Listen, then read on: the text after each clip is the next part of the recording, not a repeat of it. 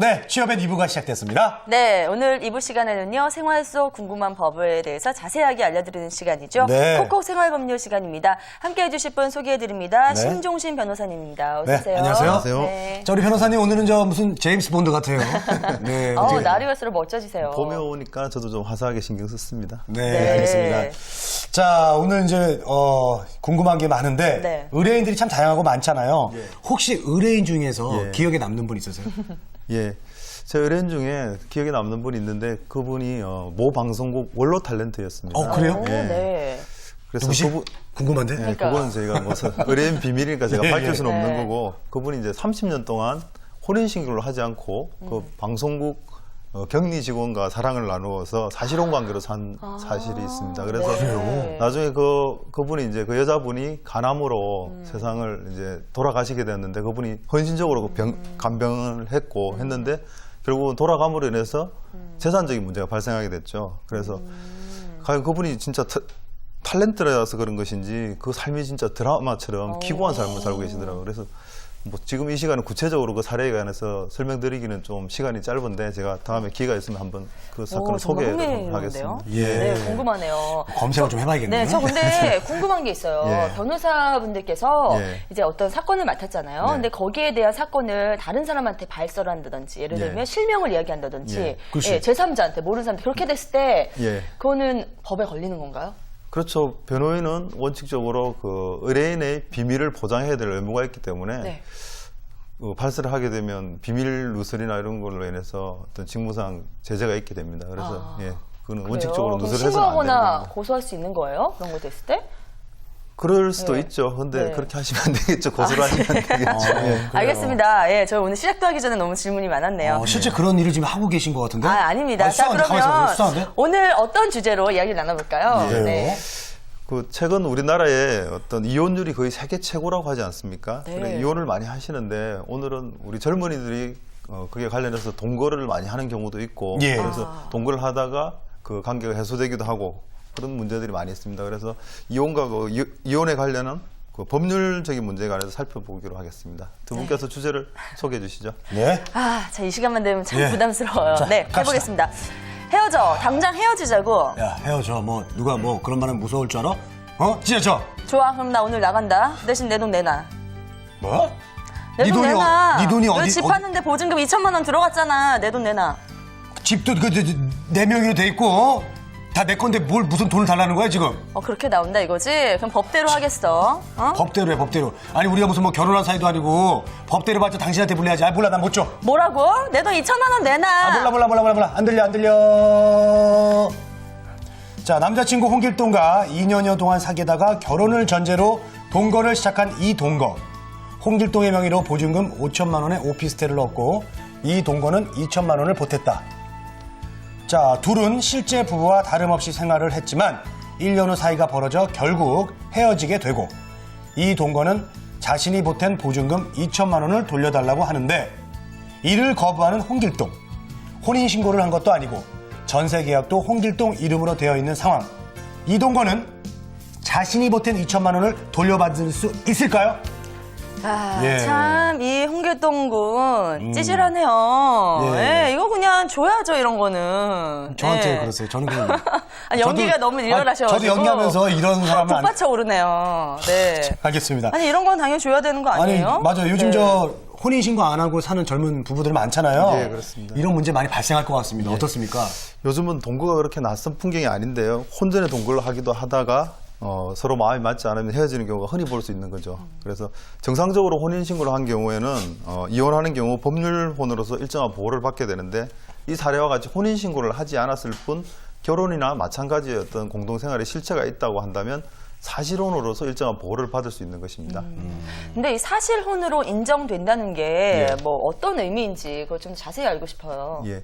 단순히 단기간 어떤 동거나 그런 경우하고는 조금 구분이 되는 경우인데요. 네. 예를 들어서 부부로서 어떤 실체적인 관계를 갖추고 예를 들어서 결혼식도 했다. 뭐 결혼식까지는 아니지만 어떤 결혼을 의미한다고 서로 약속하는 의미에서 가족 친지한테 알리고 혼인 결혼 사진에 준하는 사진도 있고 뭐 어느 정도 다 실질적인 외형은 혼인에 관한 외형을 갖췄지만 사정이 있어서 어떤 혼인 신고를 못한 경우, 그러니까 단순히 좀 동거의 개념하고는 약간 좀 틀린 개념이죠.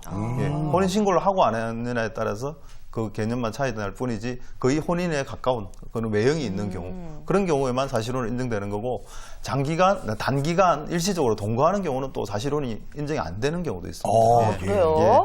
자, 그러면 사실혼의 경우에는요, 재산 분할이나 위자료 청구는 할 수 있지만, 네. 이 재산 상속은 뭐 안 된다는 의미로 봐야 될까요?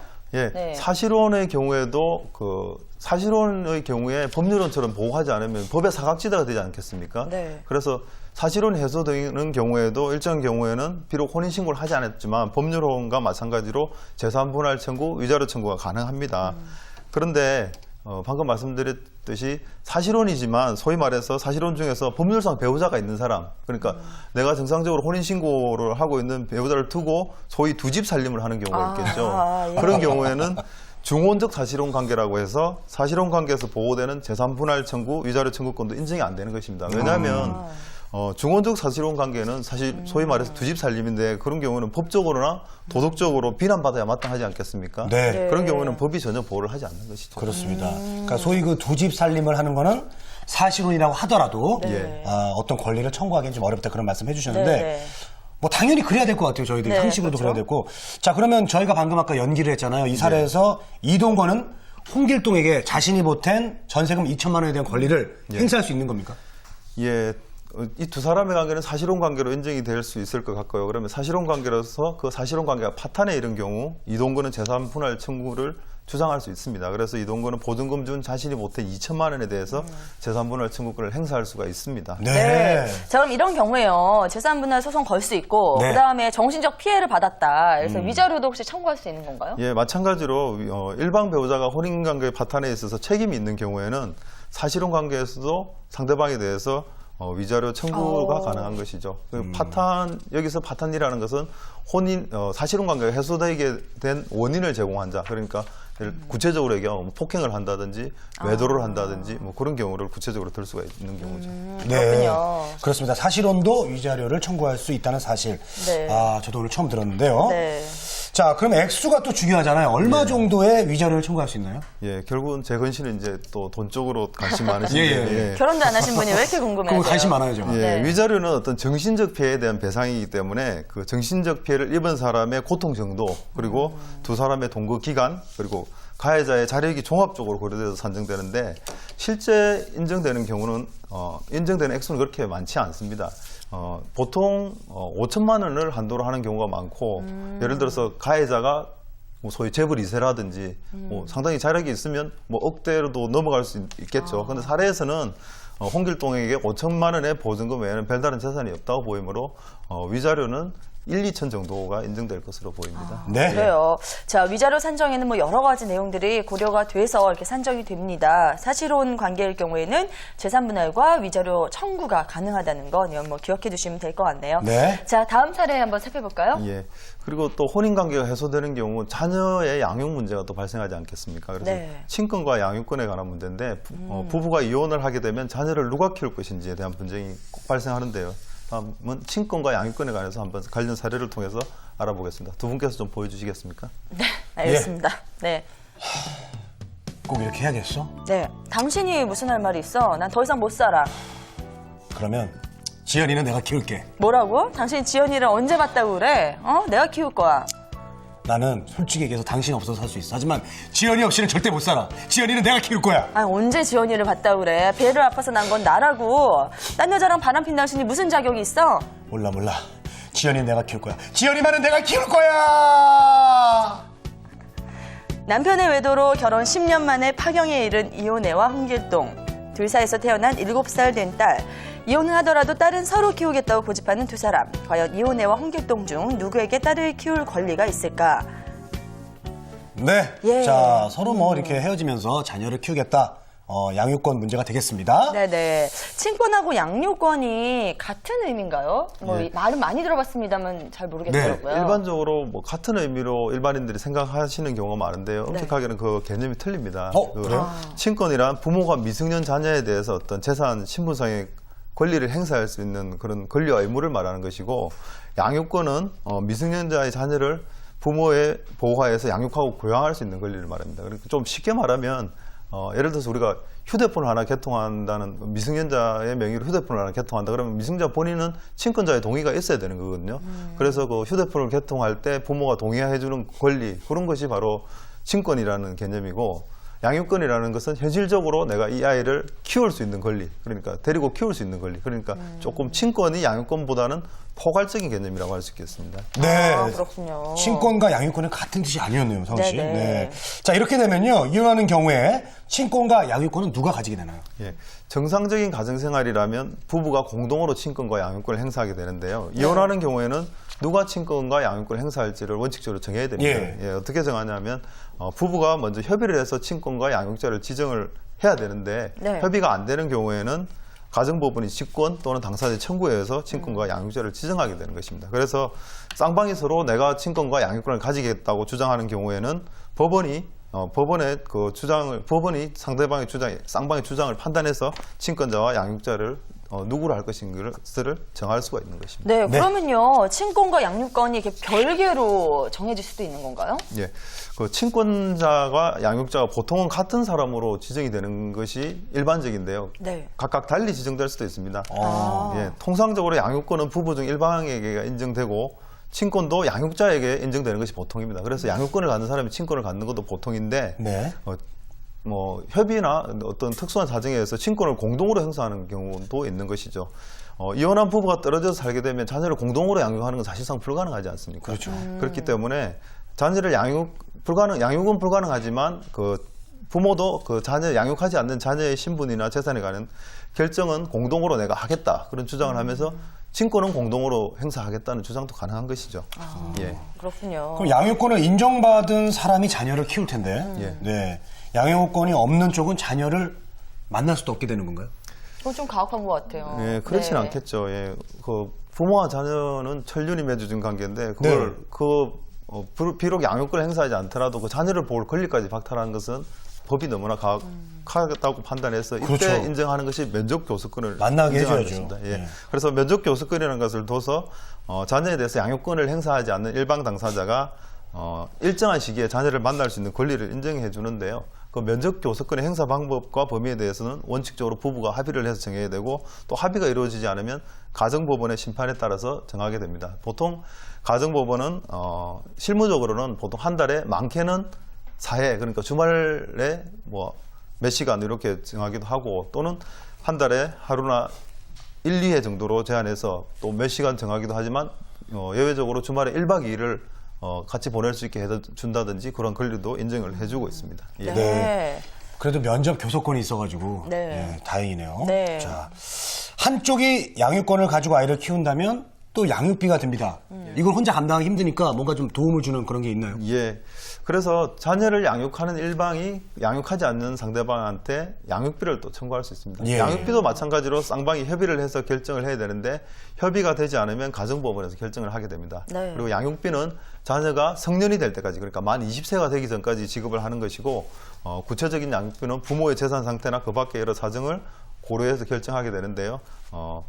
또 양육비는 일시에 전부를 받을 수도 있습니다. 그리고 분할해서도 받을 수가 있는데 일반적으로는 실무적으로 보면 자녀 1인당 통상 50만 원 정도를 인정해 왔는데 최근엔 사교육비가 대단히 증가하고 있지 않습니까? 예, 예. 그러니까 양육비도 현실적으로 맞추기 위해서 통상 70만 원 정도까지는 올려서 인정을 하고 있고 아까 말씀드렸지만 그 상대방이 재벌 2세라든지 어떤 자력이 많은 사람이면 100만 원, 200만 원도 인정이 될 수가 있겠죠. 예, 네. 그런 사정들이 고려해서 종합적으로 고려돼서 결정되는 것입니다. 예. 자, 그럼 저희들이 아까 네. 그 사례에서 우리가 이제 저희 둘이서 이제 정말 혼신임을 다한 연기를 보여줬는데, 예.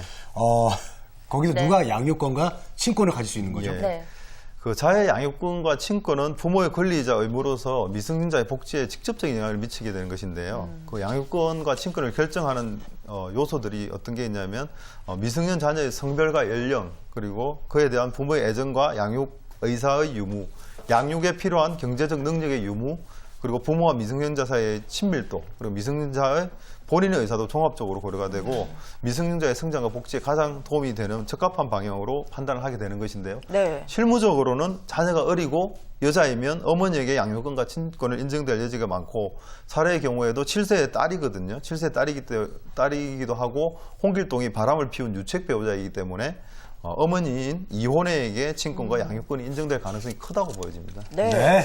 근데 우리 드라마 같은 거 보면요. 사실 항상 여자 쪽에서 남편이 바람을 펴도 남자 쪽에 이제 양육권이 넘어가지 않을까 예. 노심초사하고 막 그러잖아요. 예. 근데 현실적으로는 여자 쪽으로 넘어온 경우가 많이 있군요. 현실적으로는 자녀는 뭐 어머니가 키우는 게 그 자녀한테도 적합하고 여러 가지 상황을 고려할 때 적합하다고 판단하기 때문에 네네. 실무적으로는 그 어머니한테 어떤 특별한 결격 사유가 없으면 대부분 어머니에게 양육권을 인정하는 경우가 많습니다. 예, 알겠습니다. 예. 저희가 뭐 여러 가지 좀 사연들을 살펴보고 있는데요. 네. 카카오톡 질문 한번 보겠습니다. 네, 한번 결정된 친권과 양육권은 변경될 수 없는 건가요? 라고 하셨네요. 네, 그건 예. 아니고요. 그 친권자와 양육자가 지정되었다 하더라도 자녀의 복리를 위해서 필요한 경우에는 가정법원에 청구해서 친권자와 양육자를 변경할 수 있습니다. 그래서 친권자, 양육자로 지정된 자가 친권이나 양육권을 남용하거나 현저한 비행으로 친권을 행사할 수 없는 중대한 사유가 있을 경우에는 변경이 가능하고 이 경우 자녀가 만 15세 이상인 경우에는 자녀의 의견도 참조를 해서 양육권자를 변경할 수 있습니다. 네. 알겠습니다. 자, 다음 카카오톡 질문 보겠습니다. 네, 부부가 이혼하면서 남편 명의의 아파트를 부인에게 이전해 주려 하는데, 네. 예, 재산 분할이나 위자료 중에서 어떤 명목으로 하는 것이 유리할까요? 라고 하셨어요. 네. 오, 예, 뭔가 그러니까 좀 이게 저 복잡하네요. 이혼하면서 그렇죠? 아파트를 이전하는 데 있어서 재산 분할과 예. 위자료를 지급하는 거 차이가 있다는 얘기인가요? 예, 차이가 있습니다. 물론 뭐 이혼을 하시면 안 되겠지만 이혼을 혹시 하실 의사가 있으면 네. 그 이혼하면서 부동산 소유권을 이전하는 경우에 등기 원인이 무엇이냐에 따라서 세금 부담 여부가 차이가 납니다. 네. 그래서 현행 세법에는 그 이혼하면서 정의하는 재산에 대해서 위자료 지급으로 부동산 소유권을 이전하는 경우에는 그 일방이 가지고 있는 자산을 상대방한테 양도하는 것으로 보아서 양도소득세와 증여세를 내게 하고 있고 네. 다만 등기 원인을 재산 분할로 하는 경우에는 원래 자기 지분을 취득하는 것으로 봐서 양도소득세와 증여세를 부담하지 않는 그런 차이가 있기 때문에 네. 이 부분 잘 알아두시면 세금을 또 절세할 수 있는 그런 장점이 있습니다. 네, 네. 알겠습니다. 자, 오늘 사실혼의 경우 재산 분쟁, 또 이혼의 경우 친권 문제 등을 살펴봤습니다. 자, 마지막으로 오늘 좀 정리 한번 해주시죠. 예, 사실혼 관계의 경우에도 일정한 경우 재산 분할 청구권이나 위자료 청구권을 인정을 하고요. 그리고 이혼을 하는 경우 자녀에 대한 양육권과 친권은 원칙적으로 쌍방의 협의에서 정해지고 그것이 협의가 되지 않으면 가정법원의 결정으로 인해서 정해지게 되는 것입니다. 네, 네. 잘 들었습니다. 신조신 변호사님 모두 수고 많으셨습니다. 네, 감사합니다. 감사합니다. 자.